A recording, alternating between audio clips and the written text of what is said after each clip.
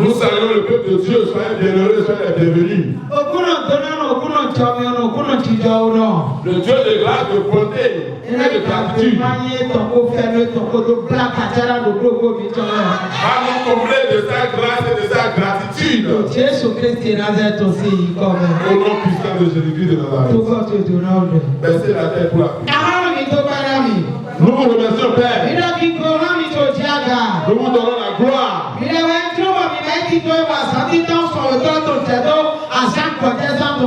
C'est vous qui avez fait le programme et le premier dimanche du second mois est tombé sur un mois de culte.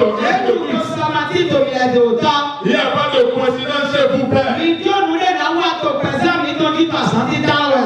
Vous voulez accomplir de grandes choses sur nous en ce premier jour du deuxième mois. Nous vous remercions. L'heure a sonné de vous écouter. La parole qui écoute. La parole qui délivre. La parole qui libère. La parole qu'on dit, on met un pratique, on entend, on met un pratique, on est généreux. L'heure a sonné de vous écouter. Seigneur, adressez-vous à nous au nom de Jésus. Nous vous écoutons, Père. Allez dans nos cœurs au nom de Jésus-Christ. Si vous voyez une foi, n'importe quel esprit, n'importe quel royaume de ténèbres ne vous donne pas. Au nom de Jésus-Christ,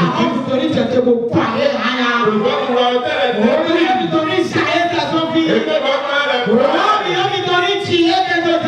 Et que votre frère est consume. Nous vous écoutons. L'esprit de dire, l'esprit d'entendre et de mettre en pratique et d'avoir la connaissance. Au nom de Jésus-Christ, à nous.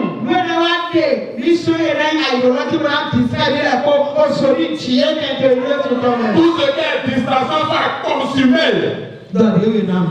Parle-nous, Père. Nous vous écoutons. Au nom puissant de Jésus-Christ de Nazareth. Amen. Amen. Prends ta Bible. Et tu vas l'ouvrir dans le premier livre de Samuel. Chapitre 7. À partir du premier verset. L'Éternel dit à Samuel. Quand cesseras tu de pleurer sur Saül, je l'ai rejeté, afin qu'il ne règne plus sur Israël.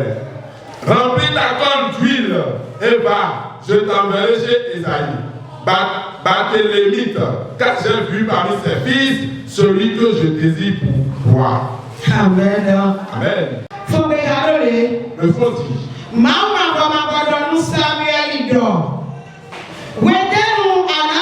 Aviado Saúl Tamendo,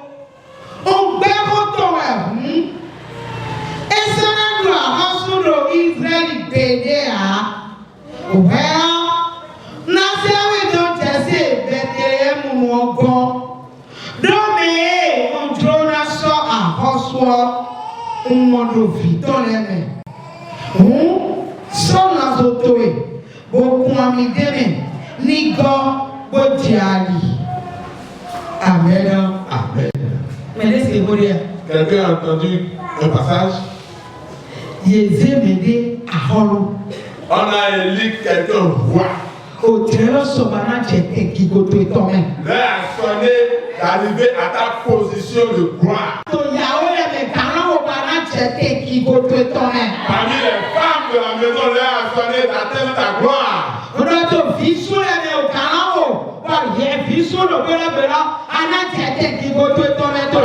Marie de la maison, pas Marie de cette maison, l'heure a sonné d'atteindre ta gloire. Parmi les enfants, au nom puissant de Jésus-Christ, l'heure a sonné et tu vas prendre ta place de gloire. Parmi les commerçants, les artisans, les fonctionnaires, les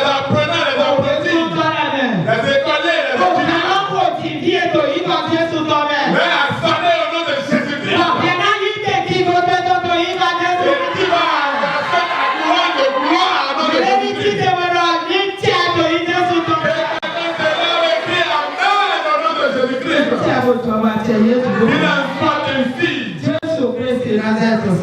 Au nom puissant de Jésus de Nazareth. Amen. Amen. C'est quelqu'un qu'on veut nommer roi.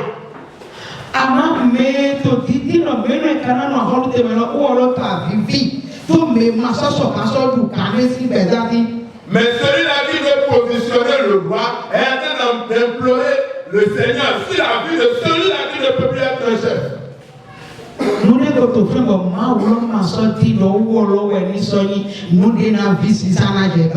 Il y a une situation qui est là, il y a quelque chose qui se trouve là, et le Seigneur ne veut plus que cette chose soit utile pour toi. Et toi, tu continues de courir derrière cette chose, et tu pleures.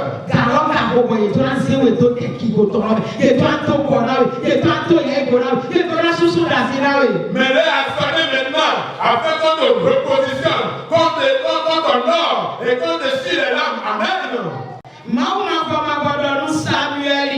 L'Éternel dit à Samuel, que s'agissera-t-il de Pérez d'Israël? Je l'ai rejeté. Amen. Amen. Alléluia. Amen.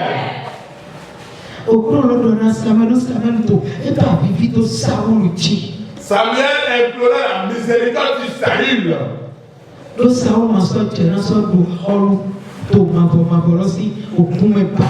Parce que Saül n'est plus digne de régner dans la race du Seigneur.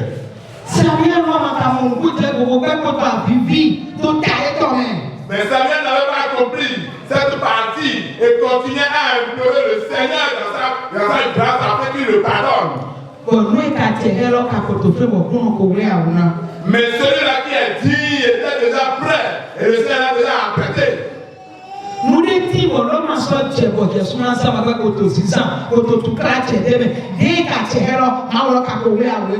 y a quelque chose qui n'est plus utile pour le Seigneur, mais quand tu cours pour amener l'utilité de cette chose, alors que tu as déjà apprêté autre chose pour toi.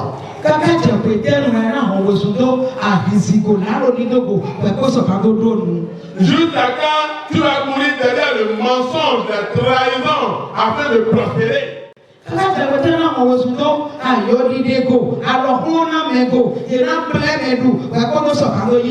Jusqu'à quand tu vas courir derrière la fornication, l'adultère, les mensonges, les calomnies pour pouvoir t'en sortir?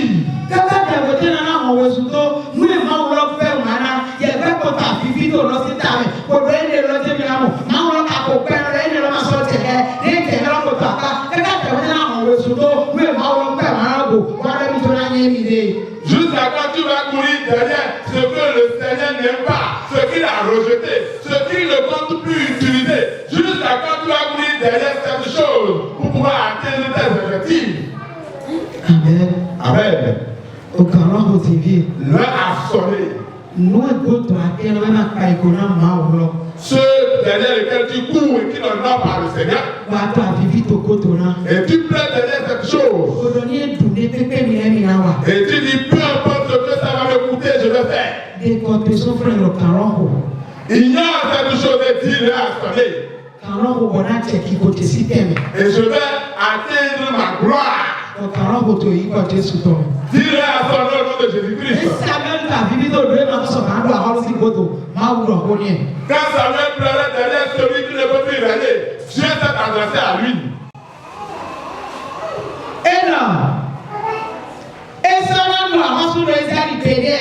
Afin qu'il ne règne plus sur Israël. Le mensonge ne peut pas régner. La fornication ne peut pas régner. Si tu restes ici aujourd'hui, demain c'est un autre endroit, après demain c'est un autre endroit, ça ne règne pas.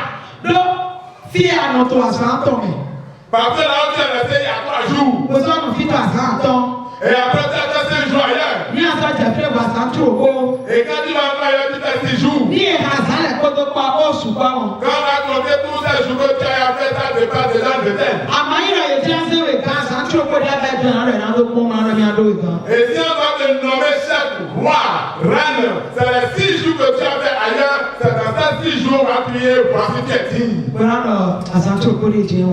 Et on va dire, elle est venue, ou il est venu à ce jour. Mais si tu laisses la fornication, l'errance, et tu te plantes à un point donné, si on veut nommer quelqu'un, on dira qu'il a déjà tué dans le temps ici. Atwade barabiro enero nonale uwe mele kote waito iwaito ninale ema kayi luchono ekosego kiko atoto eto okono ko sono neto ebe. Amen. Ce commerce derrière lequel tu cours, alors que ce n'est pas ça qui est digne, c'est pas ça qui peut te faire sortir, et puis c'est tout le monde qui fait ça. Détourne-toi de ce commerce et dis-toi que le nez a sonné pour que tu puisses commencer quelque chose de bon. Que le Seigneur nous vienne en aide. Oui, nous allons faire. On a servi d'autres essais Bethléem ou encore. Le Seigneur évolue et dit, je t'enverrai chez Isaïe, Bethléemite. Non, mais Jonas va recevoir mon ofiton. Parce que celui-là que je veux choisir est parmi ses enfants. On s'en l'a sauté pour conviser mes niggas. Elle dit, remplis ta corne d'huile. Et va. Le Seigneur te commande aujourd'hui. Ce que tu vas faire pour atteindre ta gloire, ta position de gloire. C'est ça qu'il te commande. Fais tout pour prendre soin de la parole de Dieu. Prends soin de la parole de Dieu. Ce que tu vas faire, l'œuvre que tu vas accomplir pour atteindre ta gloire, demeure dans la parole. Et on te parle de la parole et tu dis tu ne veux pas entendre. Et on t'a parlé de cette parole et tu l'as ignoré. Mais quand il a dit à Samuel, Samuel n'a pas ignoré la parole de Dieu. Continuons dans le verset 2. Comment irai-je? Saül l'apprendra et il le tuera. Et l'Éternel dit, tu emmèneras avec toi une genèse et tu diras, je viens pour offrir un sacrifice à l'Éternel. Amen. Amen. Samuel il camion mauma bodo. Nengana ibon. Salu dawase. Bona bumi. Bo mauma bodo nu Samuel do. Ape ibeo ana enyi buvi asiroko. Bonado. Bosanu mauma gbewe emi pe. Ategoa. Quand on voit Samuel, on lui envoie faire quoi? D'aller faire quoi? D'aller oindre. Qu'est-ce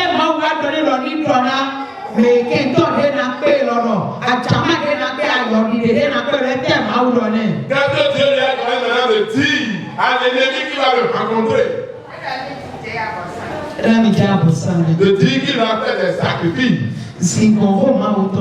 Marche selon la parole de Dieu. La parole qui sauve, qui libère, qui délivre, qui amène à être libre. Quand on dit on entend même pratiquement la longévité. Si Samuel était comme Dieu, nous on va apprendre l'histoire. Et ce pourquoi il implorait le Seigneur, il n'allait pas le savoir. Pourquoi Samuel pleurait? Mais qui va venir? Et il ne peut que pleurer. Et Dieu a dit, j'ai déjà refusé pour celui-là. Dieu nous a interdit certaines choses. Est-ce que Dieu nous a pas interdit certaines choses? Mais pourquoi nous voulons derrière ces choses? Et ce qui est pour nous, nous ignorons, nous le délaissons. Le Seigneur nous commande aujourd'hui. En vérité, l'heure a sonné d'atteindre la position de gloire. Mais dans ton intérieur, moi je ne connais pas, mais c'est toi seul qui connais la vérité. Le Seigneur connaît tout, il est omnipotent. Il nous. Enyo ewu kan yẹn. Il te connaît plus que moi. Enyo ni ewu kan we. Et il te connaît plus que toi. Anyo tó o tó mi lè tè tó fúlẹ̀ntì. Tu connais comment ton intérieur se trouve. Wẹ́ẹ̀ máa ń lọ pẹ́ lọ́pọ̀ ìlú ẹbí lẹ gbẹ́ wàrà ó ní gbẹ́ wàrà lọ. Yẹ̀sù tsodo. Ce que Dieu a dit, c'est un interdit, je n'aime pas. Toi-même laisse. Ló kà á wọ̀ wẹ̀ tí wọ́n ti tètè kò tó tán wẹ̀. Parce que là, ça n'est plus de reposition. Lọ́dọ̀ pé ọ̀rọ̀ mìíràn ti tè yọ̀yọ̀. Il a dit cette année est une année de relèvement. Ní ẹ̀ka náà ti tè yọ̀yọ̀ nílẹ̀ tí wọ́n gbẹ́.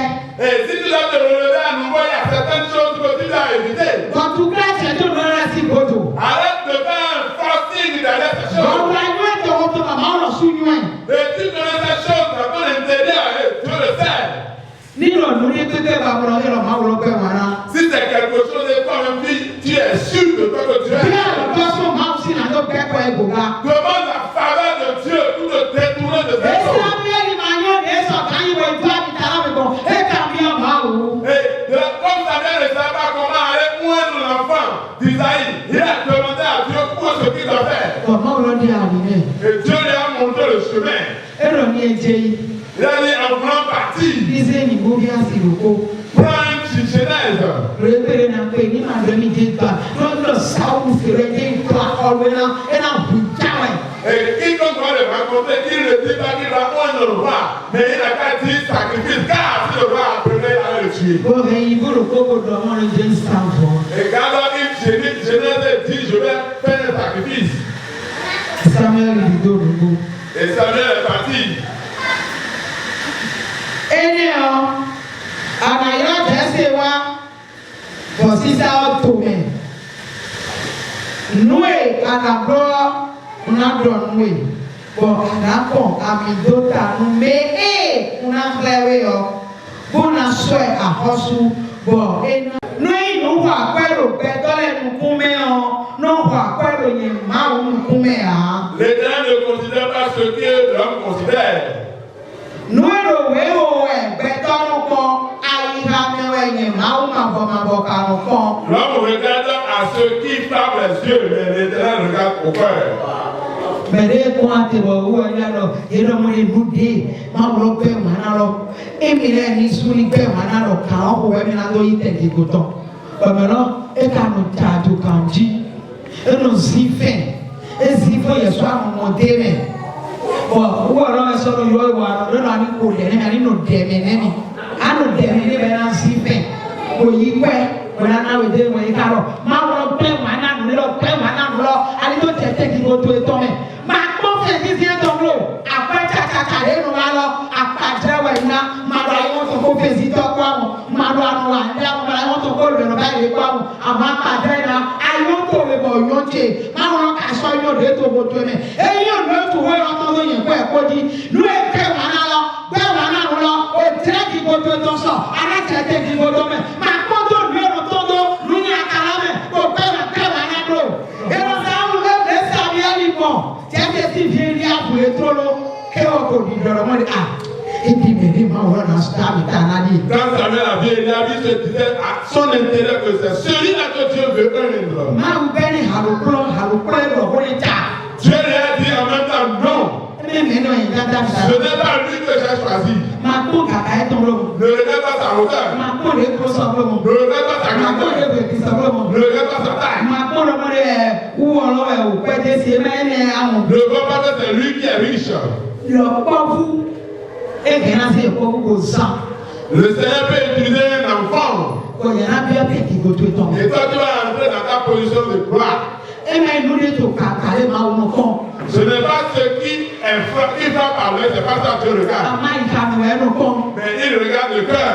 Àmì ẹni lọ́yà èyí o. Celui-là, Ó jà mí náà sí. c'est lui qu'on a choisi. Ní àwọn ònú sísọ ẹ̀tọ́ lé à. Si tu vois son apparence, Àní àwọn òtí nínú ẹ̀tọ́ yà. si tu vois sa taille, Mẹ́rin ilé ẹgbẹ́ tí ń jẹ́ náà nọ̀nù kọ́. cela est dit d'être devancé. Èyí ó mọ. Non. Ó lè máa ń lọ tó fi dé. C'est ça Dieu Èyí ò dit. dé tó lọ́wọ́ ìtàn Il yìí. disait pourquoi il nous a parlé de Wọ́n lui. yà tó mi kàn jí. Regarde ton cœur. Àbáwọ̀ wọn láti ẹ̀tẹ̀ kí gbogbo Viens ìgbà. à faire la tête à gloire. Ẹgbẹ́ tí a kà fi yọ̀ máa lọ bẹ̀ wọ́n. Si toi tu pleures, tu as refusé. Dékọ̀sán lọ́gù. Détourne-toi de cette chose. Jésù ni wàá lùkọ́ náà. Que le Seigneur nous vienne avec. Verset 8. Le verset 8. Jésù lọ Abinadab gbogbo pílẹ̀ kò sábẹ́ nù kàn. Sábẹ́ lọ. Esaïe appela Abinadab et le fit passer devant Samuel. Samuel dit, l'Éternel n'a pas non plus choisi celui-ci.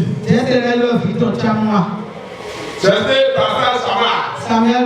Samuel dit, l'Éternel n'a non plus pas choisi celui-ci. Il fit passer service devant Samuel. Samuel a dit à Esaïe, l'Éternel n'a choisi aucun feu. L'heure de ta gloire a sonné.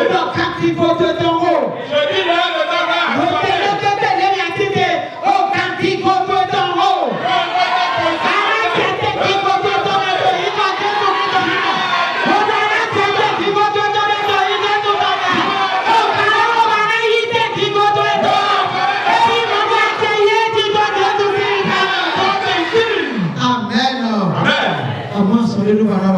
Mais il y a quelque chose que tu dois faire. Verset 11. Le verset 11. Samuel Puis Samuel dit à Isaïe, ce qu'on a tout à fils. Et il répondit, il reste encore le plus jeune. Il reste encore le plus jeune. Il reste encore le plus jeune. Il reste encore la femme de telle personne. C'est lui qui va amener la gloire dans la famille. Il reste encore ce mari qui va être et c'est moi, c'est nous.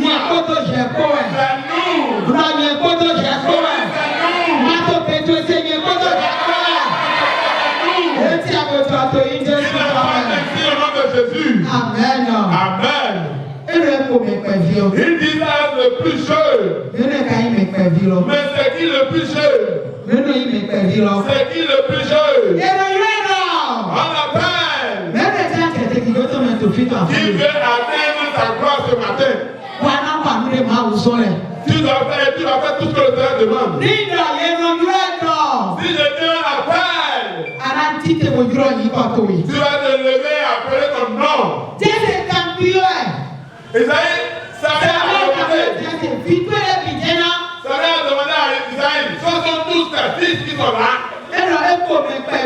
Il a dit ça le plus jeune.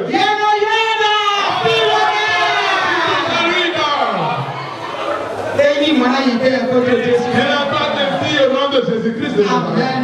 Amen. On l'appelle David. Mais quel est le maître qui est dans ta vie? Détourne-toi de ce maître. Ignore ce maître. Je veux atteindre ma gloire.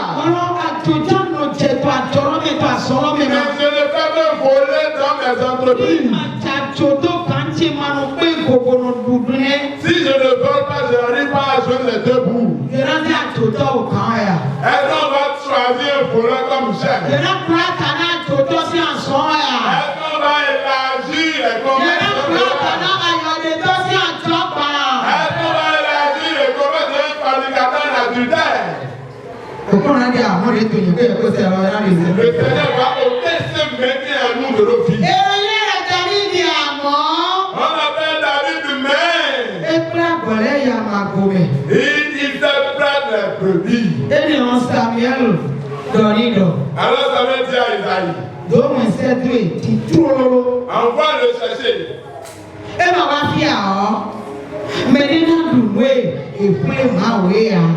Car nous ne nous placerons pas devant qu'il ne soit venu ici. Isaïe l'envoie chercher. Oh, il était blanc. Avec de beaux yeux. Et des figures.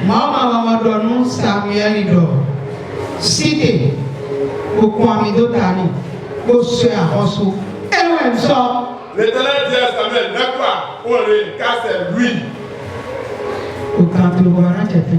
L'air a sonné d'atteindre ta gloire. Le message est terminé.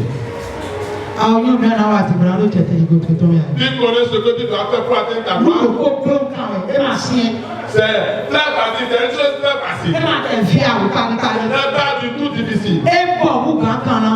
C'est très facile que la ça. Ẹ bẹ dọ̀, àní kọ̀wé sùn tó tó lu ẹ̀ máa lọ bẹ́ẹ̀ máa lọ gbọdọ̀. C'est s'arrêter de courir derrière ce que le Seigneur a interdit. Òkúrò ẹ̀jẹ̀ mi àgbẹ̀ wọn náà mọ̀ gbẹ́ kótó wẹ̀ tó tó gbọdọ̀ náà tó máa yún ẹ̀mẹ̀ tàbí tó yín yún ẹ̀mẹ̀. Seigneur, qu'a-t-il interdit et je ne vais pas courir derrière consciemment ou inconsciemment? Dàtò ẹni ẹ̀. Voilà ta requête. Kì í tí ì lọ sọ́kẹ̀ sáńtẹ̀. Détruis cette chose de ma vie. Kí ni o tó tó fi ẹ̀ sọ́ni ẹ̀mí. Consume-le par ton feu de ma vie. Ló kà lọ́wọ́ bọ̀ náà jẹ́ tẹ̀ kí kò ṣe tọ́ ẹ̀tọ́ ìyàwó ẹ̀. Parce que l'heure a sonné afin que j'atteigne. Òkúrò bẹ́ẹ̀ wọn náà tirẹ̀ bá ká tó tirẹ̀ bá ká jẹ́ tẹ̀ kí kò tọ́ mẹ́ tó ìyàwó ẹ̀ mẹ́ kó gbére. Le Seigneur a interdit la querelle et toi tu es une querelleuse. Tu ne peux jamais atteindre ta gloire parmi les femmes de la maison. Wẹ́rí mi tẹ̀ lọ nínú tirẹ̀ lọ tọ́lọ ní ìhọ́rẹ́ wo kọ̀wé gbá òhò mi tọ̀tọ̀ àtàwọn ẹ̀tọ́ ta ẹ̀gbọ́n tẹ̀wé èrí tó fún mi kọ́ mi pé kó. Et la Bible m'a dit, la femme querelleuse, si on fuit cette femme, et on va construire sur la toiture de sa chambre. C'est mieux que de rester dans la même maison, dans la même voie avec cette là. Tirẹ̀ lọ ní ìmọ̀lẹ́ kàgbẹ́ wọn yẹ ká ẹ̀ tirẹ̀ lọ tọ̀. Voilà, tu as interdit les querelles, mais toi tu es une querelleuse. Wa anɔtɔ afi fifi ara kɔdɔ mo tirɛ amo tirɛ ko dɔ tirɛ jamɛ wɛ ko san ko ko ko na Tu es soucieux de tout le temps être en train de te quereller avec quelqu'un. Comment tu peux atteindre ta gloire? Maa wòlò dɔ mɔ de. Tu as dit. Yéli gɔdi danpe. D'arrêter de commettre la fornication, l'adultère et l'erreur. Awele ko. Les trois à la fois, les deux à la fois. Bon, ene lɔbɛ kato yɛ ti. Voilà que c'est toi ton bâtard. Bẹ́ẹ̀ni wọn á jẹ téèkì gbogbo mi ló tó fi sún lẹ́mẹ̀ tó bí lẹ́mẹ̀ tó a sí lẹ́mẹ̀ tó a sún lẹ́mẹ̀. Quand est-ce que tu vas atteindre la gloire parmi les enfants, les hommes, les femmes, les mariés, les femmes? Ẹ̀ẹ́dẹ̀ lọ́wọ́ sọ ma mọ́tò gbàgbọ́ mi wà wá jí ẹ̀ náà fi dé. C'est pourquoi il y a un mec dans ta vie et tu te retrouves dans un coin. Báwo bọ́ mọ́tò léwu? Et tout le temps tu ne fais que crier. Ó kàn án wọ̀ náà jẹ téèkì gòjì tó mi dọ̀ mọ́. Dis-le à son afin que j'atteigne ma gloire. Àmọ́ ètò kẹsàn-án ṣe lògùn nù wá. Seigneur, les mains qui sont en moi, je suis béni. Láti ẹ̀kọ́ kókó jẹ̀dẹ̀. Seigneur, ta croix, c'est ton Yóò kẹsàn-án ṣe mi tò ní mọ̀ Jésù tọ́ mẹ́. Dans ma vie, non de cette Mo idée kí de kí mo ayé mo tó èso. Ó ní ọdún yìí Jésù tọ́ mẹ́. Avant de l'eau, perdez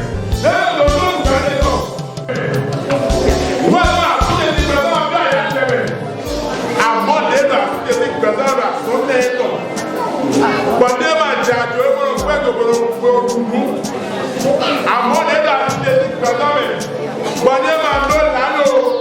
Ẹ fún ọgbẹ́ gbogbo ọdẹ àtúrò àtọ̀ ẹ̀tọ́ mẹ́tò fún yíwá ẹ̀tọ́ lẹ́mẹ̀. Omi ọdẹ tún tó yè. Jí kẹsọ pẹ̀sẹ̀ ẹ̀tọ́ mi. Jí kẹsọ pẹ̀sẹ̀ yìí fún ọ. Bọ̀dé máa ló jí kẹsọ pẹ̀sẹ̀ yìí tó lẹ́mẹ̀. Lónìí àwọn náà ti fẹ́.